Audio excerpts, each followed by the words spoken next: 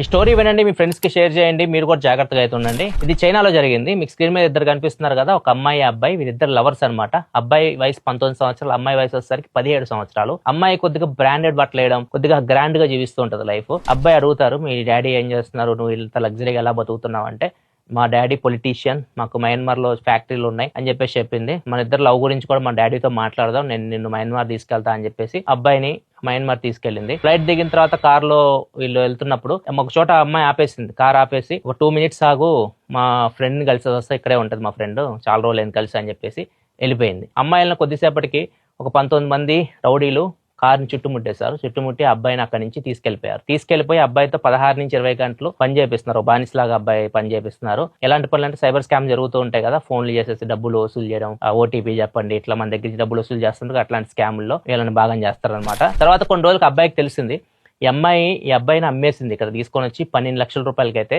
అమ్మేసింది. ఈ అబ్బాయి ఇన్ఫర్మేషన్ ని వాళ్ళ ఇంటికి ఎలాగోలా మెసేజ్ ద్వారా అయితే పంపించాడు. వాళ్ళ ఇంటి నుంచి వాళ్ళ పేరెంట్స్ వచ్చేసి ఈ అబ్బాయిని 42 లక్షల రూపాయలు చెల్లించి అక్కడి నుంచి మళ్ళీ ఇంటికి తీసుకెళ్లి ఈ అమ్మాయి మీద కేసు అయితే పెట్టారు. పోలీసులు అయితే ప్రజెంట్ ఈ అమ్మాయిని అరెస్ట్ చేశారు. ఇవి ఇండియాలో కూడా చాలా జరిగినాయి. ఇండియాలో కూడా చాలా మందిని ఇక్కడి నుంచి తీసుకెళ్లి వేరే దేశాలకి ఇట్లాంటి పనులే చేపిస్తున్నారు, సైబర్ స్కామ్స్ చేపిస్తా ఉన్నారు. చాలా మంది తెలియక ఒంటరిగా ఎక్కడ పడితే అక్కడికి వెళ్ళిపోతూ ఉంటారు. ఎవరైనా మిమ్మల్ని ఒంటరిగా పిలిస్తే మాత్రం జాగ్రత్తగా అవుతుండండి. ఒంటరిగా వెళ్ళేటప్పుడు మాత్రం 1-10 సార్లు ఆలోచించాలండి. వాళ్ళ మీద ఎంత నమ్మకం ఉన్నా కానీ రీసెంట్గా మీరు పరిచయం అవ్వడం, మీరిద్దరు ఫ్రెండ్ అవ్వడం కానీ, లేకపోతే లవర్ అవ్వడం కానీ, ఏదైనా అవనివ్వండి, కొద్దిగా జాగ్రత్తగా ఉండడం మంచిది నా దృష్టిలో. ఈ విషయాన్ని మీ ఫ్రెండ్స్తో కూడా షేర్ చేయండి, వాళ్ళు కూడా జాగ్రత్త పడతారు. ఇన్ఫర్మేషన్ ఇస్తే లైక్ చేయండి. మరింత ఇన్ఫర్మేషన్ కోసం మన అకౌంట్ని ఫాలో అయిపోండి.